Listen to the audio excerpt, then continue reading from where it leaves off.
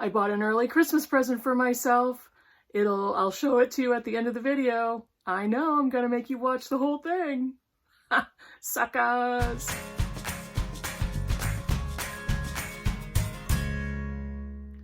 Hi BookTube, it's Kim at Middle of the Book March.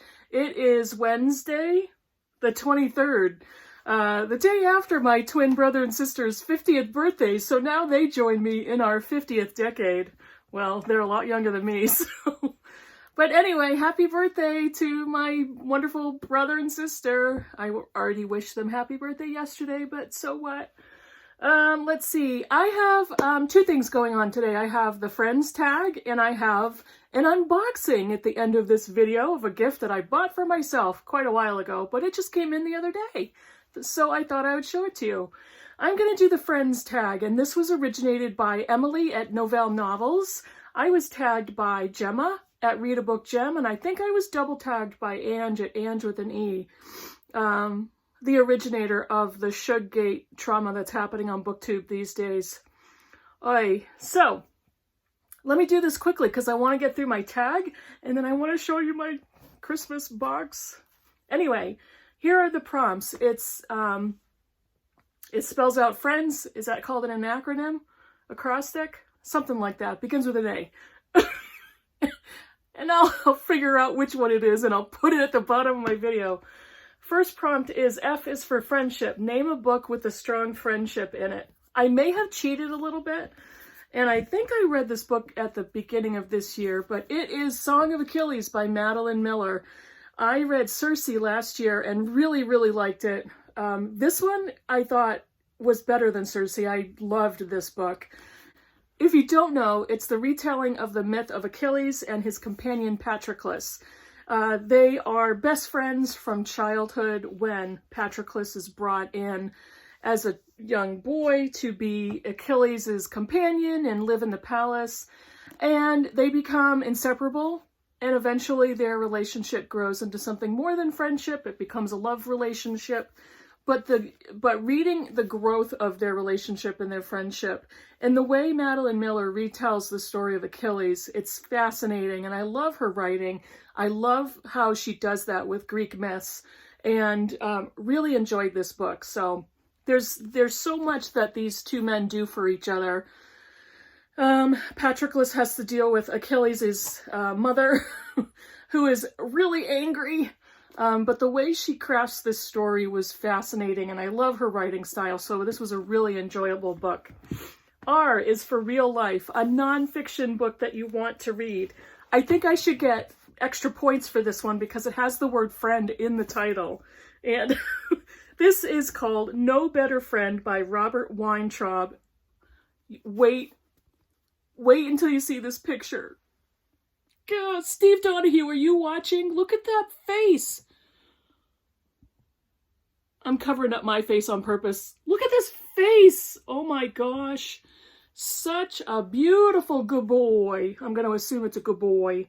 One man, one dog, and their extraordinary story of courage and survival in World War II. It's not a good boy. It's a good girl. It's a good girl. Flight technician Frank Williams and Judy, a purebred pointer, met in the most unlikely of places, a World War II internment camp in the South Pacific. Judy was a fiercely loyal dog with a keen sense for friend and foe, and the pair's relationship deepened throughout their captivity. She survived bombings and other near-death experiences and became a beacon, not only for Frank, but for all the men who saw in her survival a flicker of hope for their own. What a good girl. This is going to make me sob, but I should get extra points for that one. Let's see. Indie author, a book by an indie author.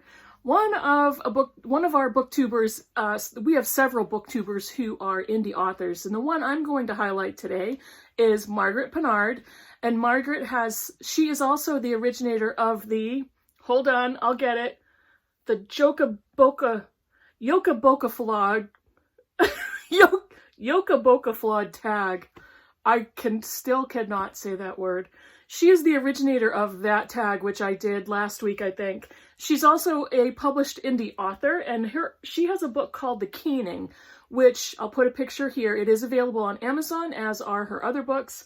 And it's the first in what I think is a trilogy or a series. And very quickly, a family torn apart by the effects of war must now deal with the trickle-down effects of peace. I'm reading off my laptop. The collapse of the kelp industry on which they depend. Sheila MacLaine worries about her children getting ahead in the rapidly industrializing world of 1822. I love that. I love reading historical fiction set in that era. While her second husband, Gellin, is never quite sure about his ability to replace the father of her children, Neil. Nope, sorry, that was a period. Neil, the firstborn son at 16, must put duty before his own hopes and dreams. But what about when love enters his life? Myrmi, younger than Neil by a year, can no longer count on a dependable future in her own parish and wants to find a way to contribute to her family's safety. But is marriage the only way to do it? Little ones Sheena and Alistair are swept along with the tides of change as the MacLaines flee their home in search of peace and security. But where will they find a new place to call home? When will the keening end and their new lives begin? That sounds super good. And that's Margaret Pinard. She has a booktube channel. I will link it below. I will link her Yoka Boka vlog. You guys know what I mean. I will link that video below. Check out her books on Amazon. Check out, I believe she has a website, so check her out. She's very smart and really interesting, and got a lots to say. E is for endings, a book where the ending made you scream. I could have gone negative or positive, and I was really tempted to go negative. A book I hated that I did finish, but I absolutely hated and wanted to scream, but I'm not, because, hey, it's Christmas. And so I decided to go positive. This book, until the very last page, I was enthralled with this book. It's dystopian fantasy. By the very last page, it finally hit me that the meaning of the title of the book, and this is The Book of M by Peng Shepherd. I loved it. I was like, what? When I got to the very end, I think it might even be the last sentence. It wraps up the entire novel. I love this book.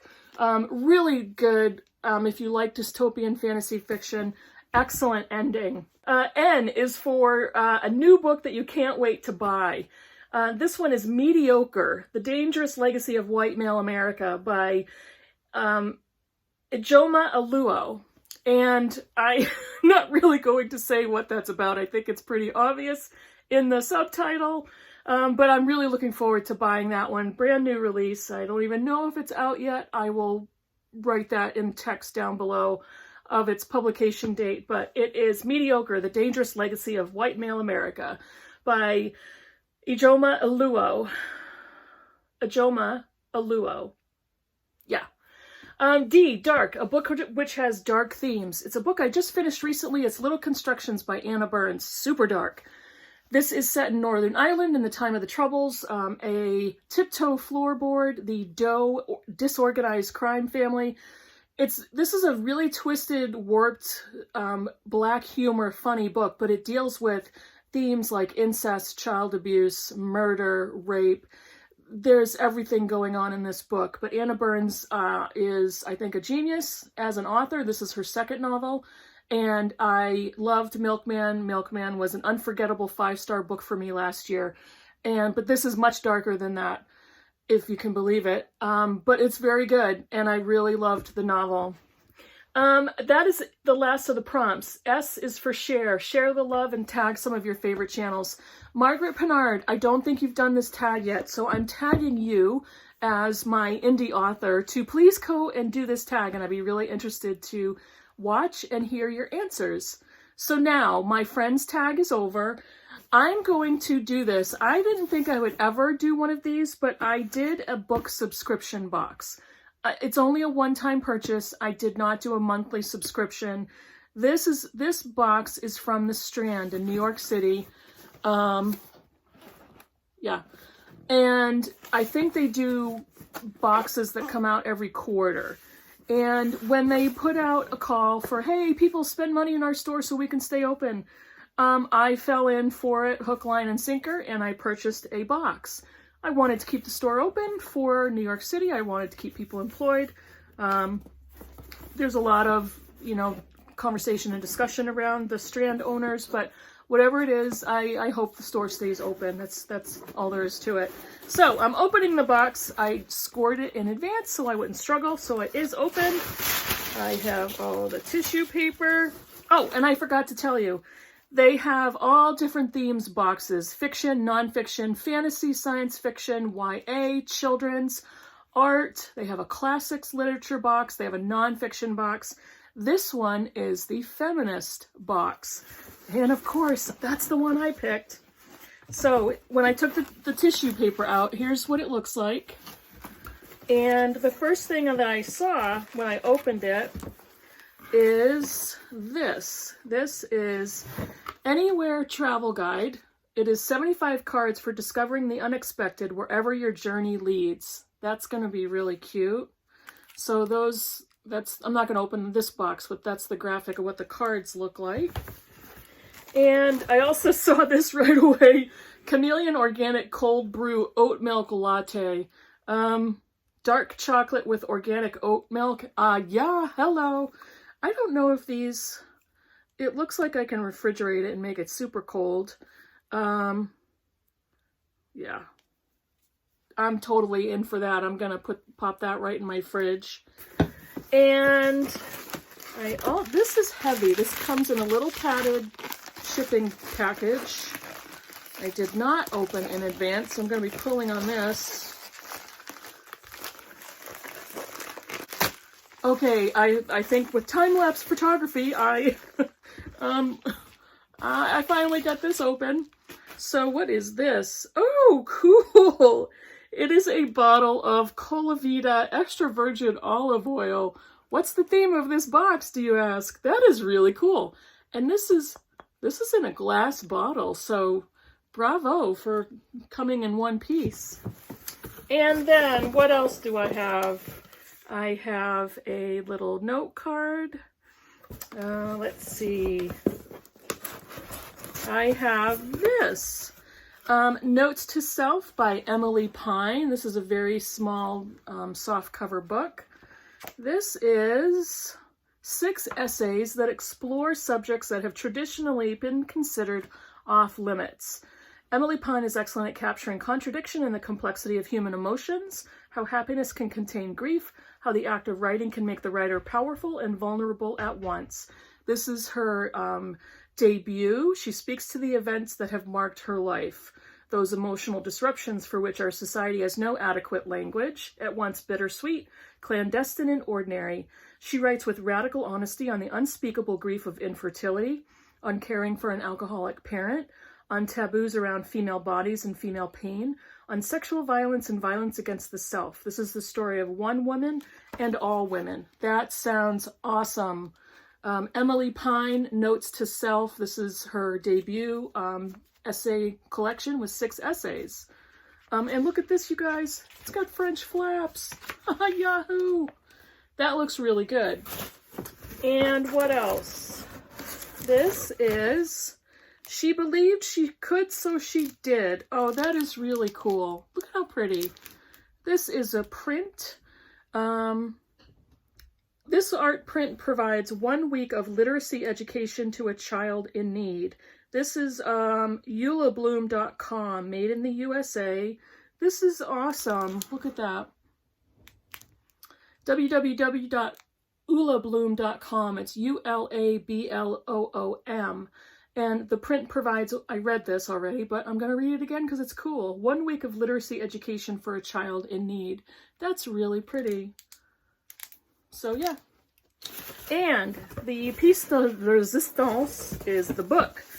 And this is The Women I Think About at Night, Traveling the Paths of My Heroes by Mia Kankemaki.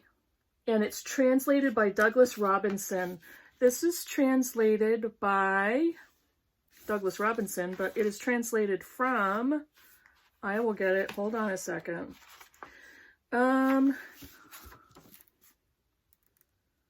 Oh, interesting. Finland.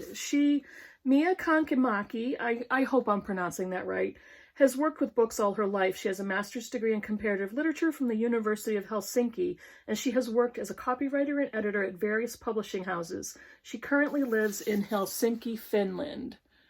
Excellent. Translated by Douglas Robinson from the Finnish.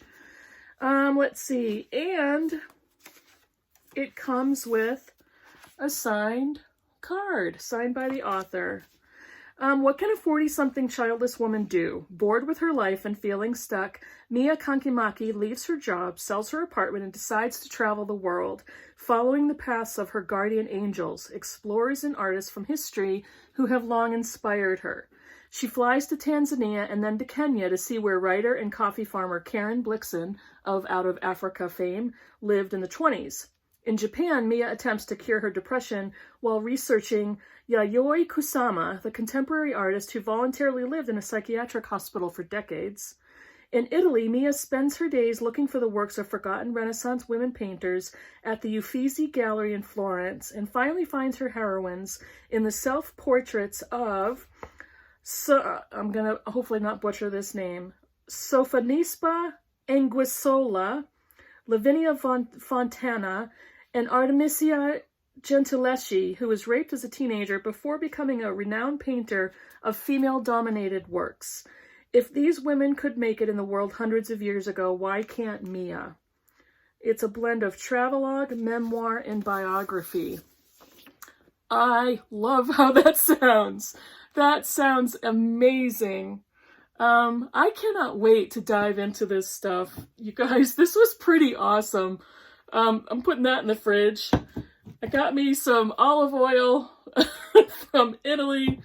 I got my print that helps children in literacy.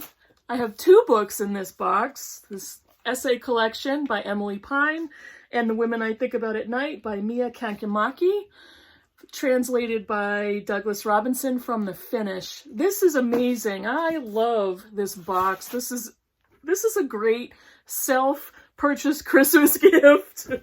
If you are so led and want to take a look at the Strand subscription boxes, go to the Strand's website and you will see all of the different offerings. They're pretty cool, and there's a lot there to pick from. There's a lot for every type of reader. So take a look if you feel led to do that.